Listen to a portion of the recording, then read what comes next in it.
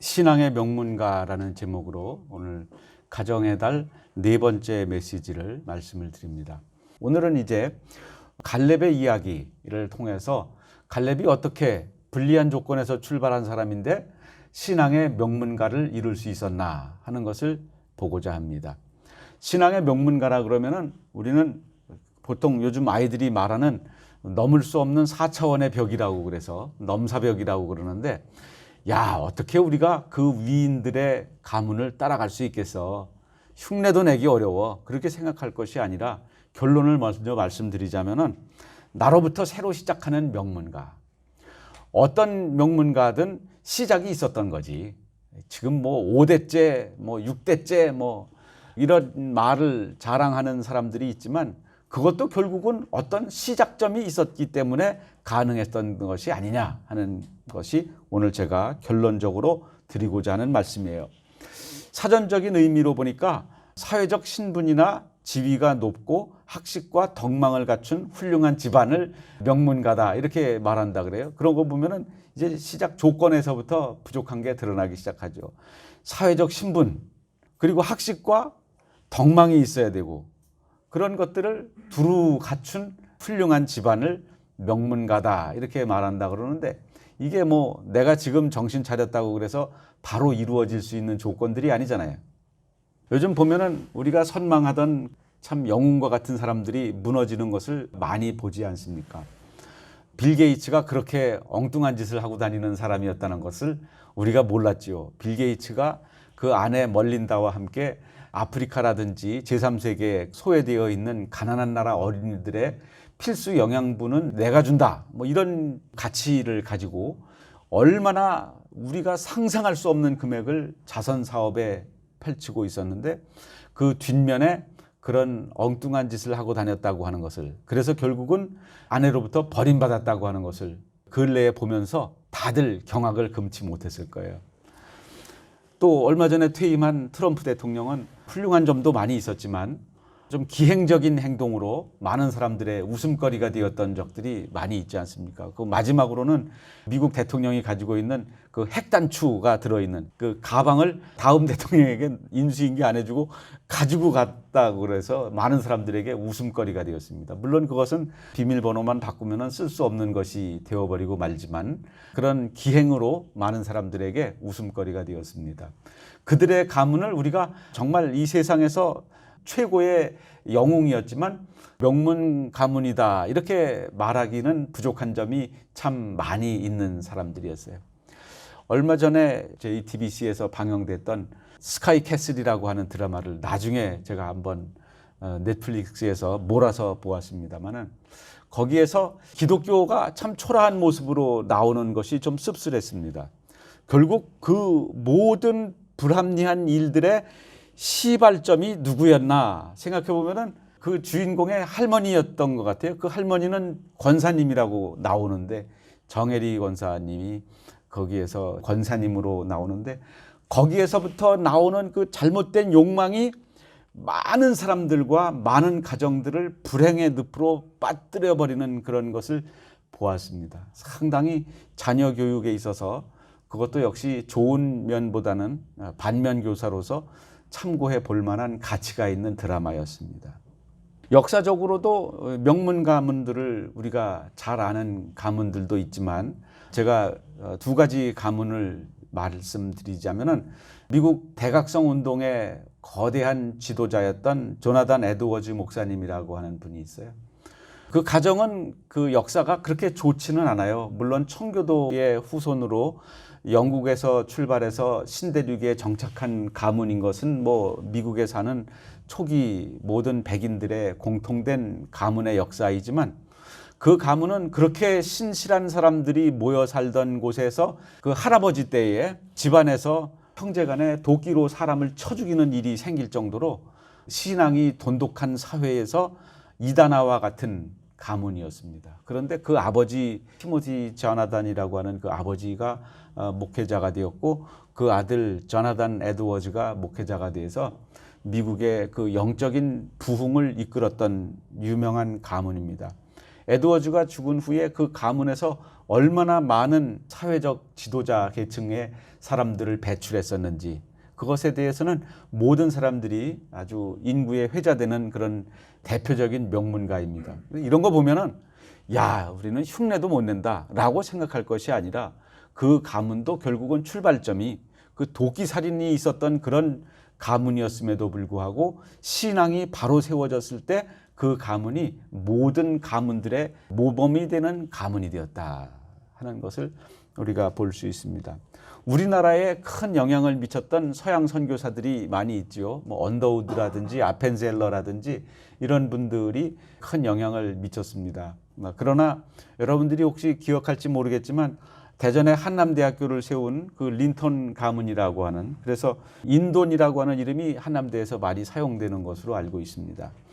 그 원래 이름이 린턴이라고 하는 가문인데, 이 가문의 최초 우리나라에 발을 디딘 사람은 유진벨이라고 하는 그 조상이 1895년에 제물포항에 발을 내디딘 후에, 그로부터 오늘까지 제가 횟수를 계산해 보니까 126년인데 지금 5대째 우리나라에 아예 한국인으로 귀화해요. 이 집안의 특징은.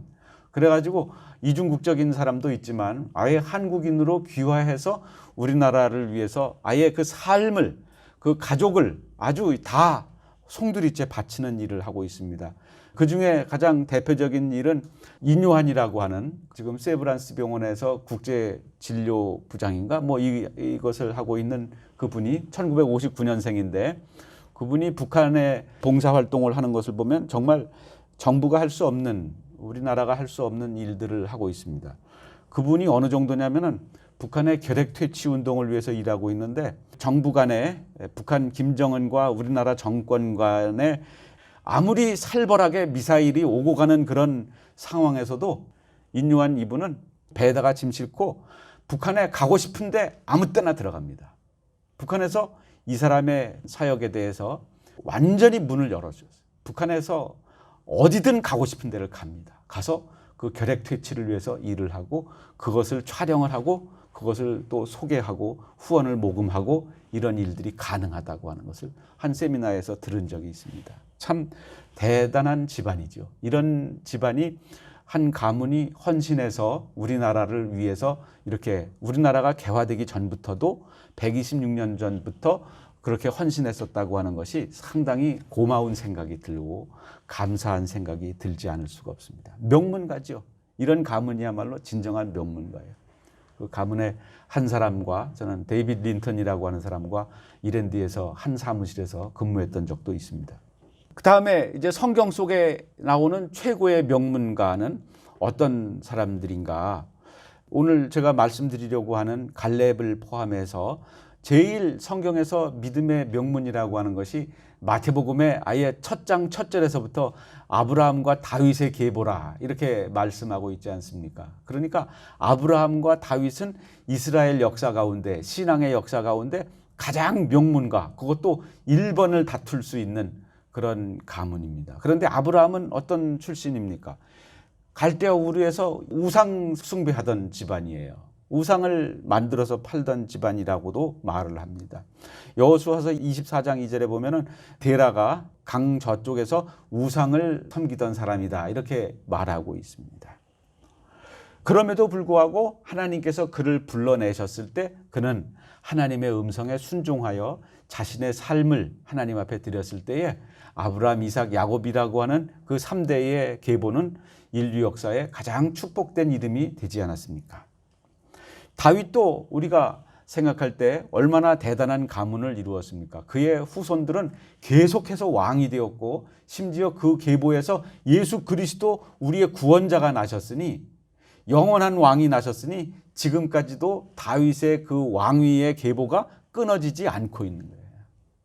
그만큼 다윗은 대단한 믿음의 명문가를 이루었지만 그는 어디에서부터 출발했느냐? 무명의 목동에서부터 출발했습니다.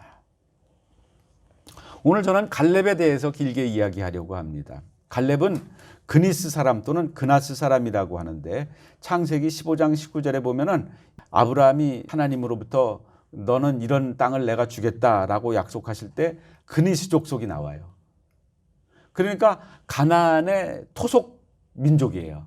그나스 족속, 그니스 족속은. 그런데 갈렙이 그 출신이에요. 그런데 이상하게도 민수기 13장에 보면은 그니스 족속 여분네의 아들 갈렙이 12정탐꾼을 뽑는데 유다 지파의 대표자로 12정탐꾼이 되는 거예요. 이 이스라엘 사람들이 얼마나 목이 고든 백성들인데, 이 사람들이 혈통을 얼마나 중요시하는 사람들인데, 그것도 역사의 정통성을 가지고 있다고 하는 그 유다 지파, 그 유다 지파는 어마어마한 인구 비율을 가지고 있었고, 그만큼 출애굽의 기여도가 높았고 가나안 정착의 기여도가 높았던 그런 부족이에요. 그러니까 유다 지파가 자존심이 강한 사람들인데, 거기에 일원으로 들어간 것도 대단한 영예인데, 그곳의 대표자가 됐다고 하는 것은, 그것도 혈통이 이방민족 출신인 갈렙이 그렇게 두드러진 인물이 되었다고 하는 것은, 이건 쉽게 생각할 수 있는 일이 아니에요. 보통 사람이 얻을 수 있는 출세가 아닌 것입니다. 갈렙은 그렇게 불리한 조건에서 출발했어요. 더군다나 그 이름 갈렙이라고 하는 그 말의 뜻은 개라고 하는 뜻이에요. 오늘날에는 뭐 사람들이 개를 좋아하는 사람들도 많이 있습니다만은, 이스라엘 사람들이 성경에서 우리가 읽을 때 개라고 하는 것은 아주 부정한 것으로 여겨지는 것입니다. 그러니까 이방 출신이면서 이름이, 그러니까 3500년 전인 이야기입니다만은 그것이 결코 영예로운 이름이 아니에요. 그래서 그가 12정탐꾼이 돼서 가데스 바네아에서 가나안 땅을 정탐했던 사람이었죠. 그 12정탐꾼 중에서도 10명은 부정적인 보고를 했는데, 여호수아와 갈렙 두 사람은 긍정적인 보고를 했죠. 10사람은 자기의 눈을 판단 기준으로 삼았죠. 자기가 본 것으로, 그리고 그것을 자기 나름대로 해석을 했죠. 그런데 여호수아와 갈렙은 자기의 눈에 보이는 그대로를 판단의 근거로 삼은 것이 아니라 하나님의 말씀을 근거로 삼았죠. 그래서 하나님이 이 좋은 것을 우리에게 주신단다, 이렇게 말을 하는 것입니다. 그런데 나머지 10사람은 이렇게 좋은 것을 우리가 과연 차지할 수 있겠느냐, 이렇게 큰 사람들을 우리가 과연 이길 수 있겠느냐, 이렇게 자기의 눈으로 본 것을 방정맞게 해석을 해가지고 많은 사람들의 간담을 서늘하게 만들고, 백성들이 울고 불고 난리를 치면서 이제 우리 다 죽게 생겼네 라고 모세 앞에 돌을 던지려고 할 그런 상황에, 이 상황을 진정시킨 사람이 누구였느냐? 갈렙이었어요. 오늘 우리가 읽은 여호수아 14장 6절에서부터 9절까지 말씀은 바로 그 민수기 13장과 14장이 그 갈렙의 말의 고백의 배경이 되는 사건이에요. 가데스 바네아 사건의 배경이에요. 10사람이 그렇게 자기의 눈을 믿고, 우리가 거기서 아낙 자손을 보았습니다. 그 거인들이 거기에 살고 있습니다. 우리는 그들을 이길 수 없습니다. 그렇게 말을 했지만, 여호수아와 갈렙 두 사람은 민수기 14장 6절서부터 시작해서 8절 밑줄 친 부분을 보면은, 여호와께서 우리를 기뻐하시면 우리를 그 땅으로 인도하여 들이시고 그 땅을 우리에게 주실 것이다. 이는 과연 젖과 꿀이 흐르는 땅이다. 그 밑에 보면은 그들은 우리의 먹이다. 그들의 보호자는 그들에게서 떠났고 여호와는 우리와 함께 하시니 우리는 이길 수 있다. 두려워하지 말라. 이렇게 말했던 사람이 바로 여호수아와 갈렙이었던 것이지요.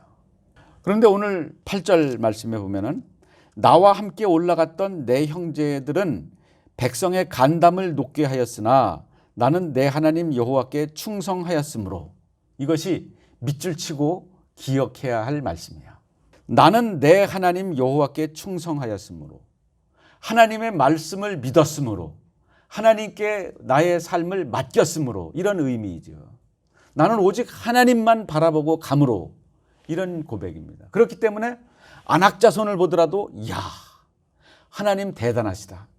저런 거인을 우리가 이기고 저 땅을 차지하게 하실 것이라니. 그 땅의 토산품을 보면서, 야, 이렇게 큰 포도를 내가 생전 처음 봤네. 이렇게 좋은 땅을 우리에게 주시다니.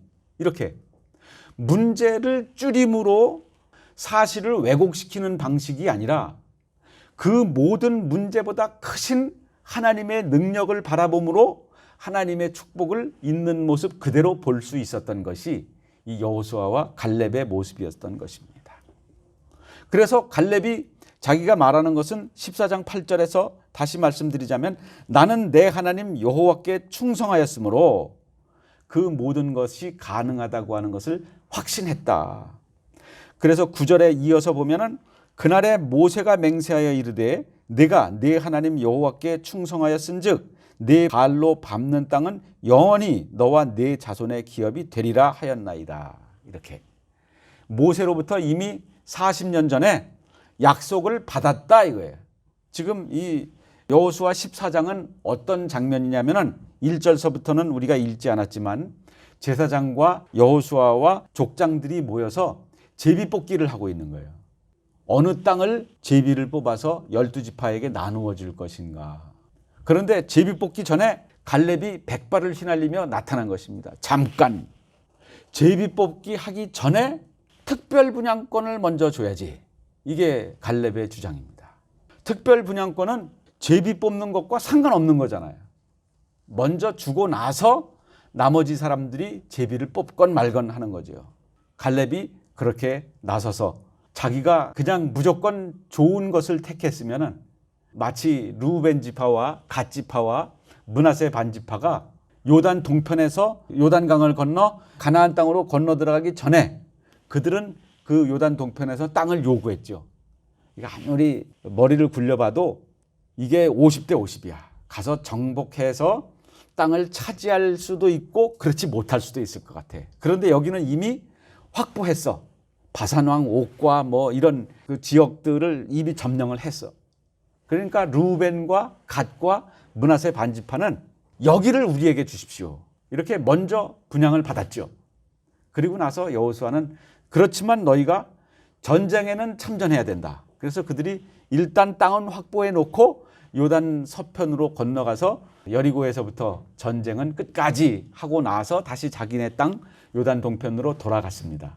그래서 이제 9지파 반이 요단 서편의 땅을 제비뽑기로 나누어야 되는데 이런 상황에서 갈렙이 자기는 특별 분양권을 가지고 있기 때문에 먼저 선택해야 됩니다. 그러면서 딱 보니까 어디가 제일 좋을까? 여러분들이 가나안 땅을 생각해 보면은 농사 짓는 것을 생각을 할 때 제일 좋은 것은 요단강을 주변으로 한 여리고라든지 그리고 헬몬산에서 흘러내려오는 물이 결코 마르지 않는 갈릴리 호수 주변이라든지 이런 곳을 차지하겠다고 갈렙이 먼저 선점했으면은 다른 사람들이 어떤 생각이 들었을까? 야, 나도 거기를 생각하고 있었는데 좋은 거는 이미 노른자 같은 땅은 다 저 할아버지가 차지해 버렸으니 우리는 정말 광야밖에 남은 게 없네. 이렇게 툴툴거릴 수밖에 없는 거잖아요. 네 밟는 곳은 다 네 땅이 되게 해주겠다고 그랬으니까 더 넓은 곳을 차지할 수도 있지 않겠습니까? 그렇기 때문에 갈렙의 선택은 참으로 은혜로운 선택이었던 것입니다. 갈렙이 오늘 우리가 불렀던 찬양과 같이 12절에서 그날에 여호와께서 말씀하신 이 산지를 지금 내게 주십시오. 당신도 그날에 들으셨거니와 그곳에는 아낙 사람이 있고 그 성읍들은 크고 견고할지라도 여호와께서 나와 함께 하시면 내가 여호와께서 말씀하신 대로 그들을 쫓아낼 수 있습니다. 이렇게 말합니다. 아낙 자손 그러면은 사람들이 다 오줌을 지리는데 아낙 자손이 버티고 있는 그 헤브론 산지를 달래는 거예요, 지금. 다른 사람들은 지금 제비뽑기에 앞서서 헤브론 산지만 걸리지 않았으면 좋겠다. 이렇게 생각하고 있는데 제일 나쁜 곳을 이 할아버지가 딱 먼저 우선 분양권을 가지고 선택할 수 있는 그 좋은 곳을 다 내려놓고 제일 기피하는 곳을 선택을 한 거예요. 그러니까 다른 사람들이 얼마나 마음속에 이 할아버지에 대한 감동이 있겠어요.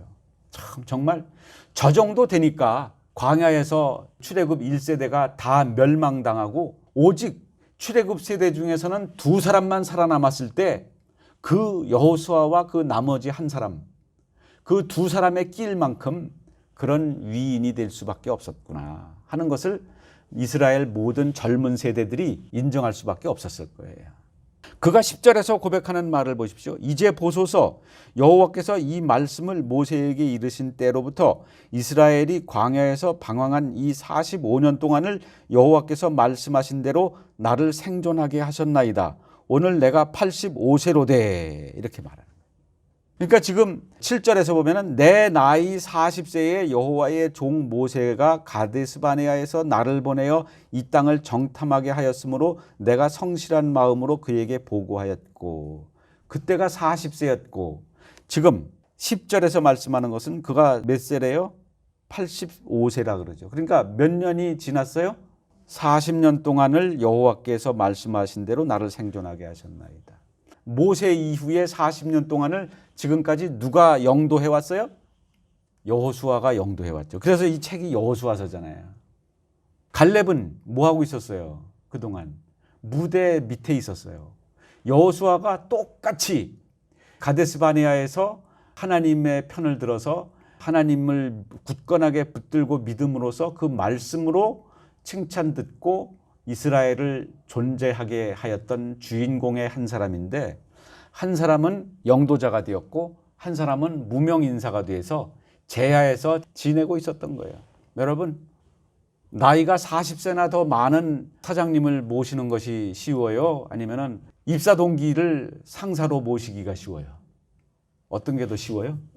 입사 동기가 말이 더 잘 통해요? 갈렙은 어떤 경우예요? 모세를 섬기기가 쉬워요? 여호수아를 섬기기가 쉬워요? 너 나랑 동기잖아, 이거예요. 동기인데 너는 영도자가 되었고 나는 뭐냐? 오히려 민수기에서는 갈렙이 여호수아를 앞섰던 모습이 보이는데, 까만 글씨 밑에 써 있죠. 갈렙이 여호수아보다 먼저 위험을 감수했었는데, 민수기 13장 30절 말씀이 갈렙이 모세 앞에서 백성을 조용하게 하고 이르되 우리가 곧 올라가서 그 땅을 취하자 능히 이기리라 하나, 백성들이 돌을 들어 모세를 치려고 하는 그런 상황에서 여호수아는 가만히 있는데 갈렙이 앞장서서 딱 나가면서 그 성난 군중들 앞에서 이 말을 한 거예요. 그러면 갈렙이 여호수아보다 더 용맹스럽다고도 볼 수 있는 장면이었지요. 그런데 갈렙은 그 40년 동안 여호수아에게 어떤 불평불만도 말하지 않고 그에게 충성하면서 자기의 때를 기다리고 있었던 거예요. 그래서 정작 이제 정복전쟁이 소강 상태에 접어들었던 이 때에, 여호수아 14장은 그런 때거든요. 정복전쟁이 이제는 소강 상태에 들어서 보세요. 12절에 안악자손이 아직도 버티고 있는 땅에 있잖아요. 거기는 차지할 수가 없다고 생각하는 그런 때에 그 85세의 할아버지가 나는 아직도 팔팔합니다. 나는 아직도 강건합니다. 그때나 지금이나 같아서 싸움이나 출입에 감당할 수 있습니다. 그러니까 이 산지를 내게 주소서. 그래서 여러분들이 이 찬양을 부를 때 이 산지를 내게 주소서라고 말할 때 그거는 젖과 꿀이 흐르는 갈릴리 주변이나 요단강 주변을 의미하는 게 아니에요. 우리는 그냥 먼저 나에게 좋은 것 주십시오라는 의미로 이 산지를 내게 주소서라고 찬양을 부르면 안 돼요. 그것은 가장 불리한 것, 가장 다른 사람들이 선택하기 싫어하는 것, 그곳에 나를 보내주십시오. 내가 먼저 나가서 목숨 걸고 싸우겠습니다. 이런 의미로 부르는 말이 그 찬양이에요. 그랬을 때 나중에 한 가지 미담이 더 나오는데, 그는 이제 이 이후에 그 딸 악사라고 하는 딸이 있었는데 그 딸이 온니엘이라고 하는, 사실 워낙 친족 결혼이다 보니까 갈렙의 동생의 아들이거든요, 온니엘은. 그런데 13절에서부터 보면은 여호수아가 여분네 아들 갈렙을 위하여 축복하고 헤브론을 그에게 주어 기업을 삼게 했다. 그 이후에 15장 16절에 가서 보면은 갈렙이 말하기를 기럇 세벨을 쳐서 그것을 점령하는 자에게는 내가 내 딸 악사를 아내로 주리라. 그랬더니 17절에 갈렙의 아우 그나스의 아들 온니엘이 그것을 점령함으로 갈렙이 자기 딸 악사를 그에게 아내로 주었더라. 이제 가문이라고 할 수 있는 게 생기기 시작한 거죠. 갈렙의 아들 이야기는 안 나와. 갈렙의 딸 악사가 있었는데 갈렙의 딸이 누구에게 시집을 갔느냐? 온니엘이라고 하는 사사에게 시집을 갔는데 사사기 1장에 가서 보면은 사사기 그 암흑의 시대에 첫 번 사사가 누구냐? 온니엘이에요. 여호수아는 지도자를 세우지 않고 죽었지요. 그런데 사사시대 첫 번째 지도자, 어떻게 보면 여호수아의 세대를 이어갈 민족의 지도자가 된 사람이 누구냐? 갈렙의 사위였습니다. 믿음의 가문, 믿음의 명문가를 세웠다고 볼 수 있죠. 여러분, 갈렙의 출신이 변변치 않다고 하는 것을 서두에 말씀드렸습니다. 우리도 이런 것을 보면서 그냥 넘사벽 같은 사람들, 어떤 사람들은 정말 우리가 죽었다 깨어나도 따라갈 수 없는 위대한 사람들이 있어요. 그 사람들을 보면 우리는 그냥 당연히 좌절할 것밖에 없어요. 그렇지만 갈렙과 같은 이런 믿음의 사람들을 보면은 그가 이름이 개고 이방인 출신이고 40년 동안 무명의 세월을 보냈고 그런 상황 가운데에서도 역사 가운데 등장해야 될 때를 분명히 알았던 거예요. 요즘 낄끼 빠빠라고 그러죠. 낄 때 끼고 빠질 때 빠진다고 그러죠. 40년 동안 자기 동기 여호수아가 민족을 지도할 때 마음에 안 드는 일이 있었겠어요? 없었겠어요? 분명히 있었겠죠.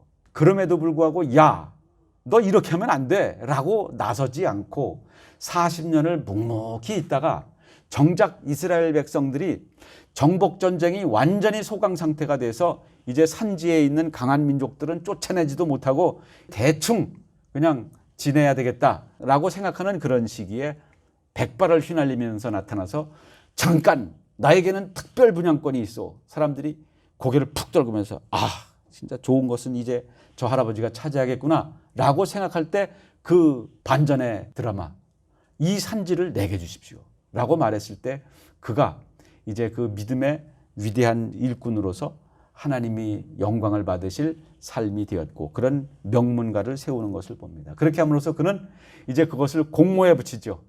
공개 입찰을 붙인 거예요.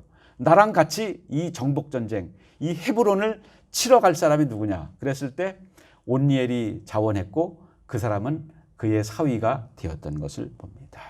결론적으로 말씀드립니다. 이제 나부터 시작하는 명문가. 갈렙이 그렇게 했던 것과 같이 이제 포기하지 않고 지금서부터 새로 시작하겠다고 하는 그런 믿음으로 갈렙이 자기의 눈을 판단의 기준으로 삼지 않고 하나님의 말씀을 판단의 기준으로 삼았던 것과 같이 하나님이 함께 하시면 가능하다는 것이 갈렙의 주장 아닙니까? 오늘도 하나님이 함께 하시면 가능합니다. 나는 갈렙과 같이 출신으로 보면 보잘것없습니다. 실력으로 보면 보잘것없습니다. 그러나 나는 하나님의 말씀을 의지하고 하나님이 주신다고 했으니까 당연히 주실 것이고 하나님이 이기게 하시겠다고 그랬으니까 당연히 이기게 하실 것이다. 그런 믿음으로 오늘도 명문가의 첫걸음을 내딛는 믿음의 시조들이 다 되시기를 바랍니다. 하나님 아버지 감사합니다. 주님께서 주시겠다고 하시는 그 땅은 주님께서 말씀하셨으므로 반드시 이루어질 것입니다. 하나님께서 우리에게 약속하신 구원 이후에 놀라운 이 하나님의 나라의 상속자가 되게 하시겠다고 하는 그 소원을 따라 오늘도 믿음의 명문가를 세우고자 하는 우리 모든 성도들에게 주여 함께 하옵소서, 큰 믿음 주옵소서, 예수님의 이름으로 기도드립니다. 아멘.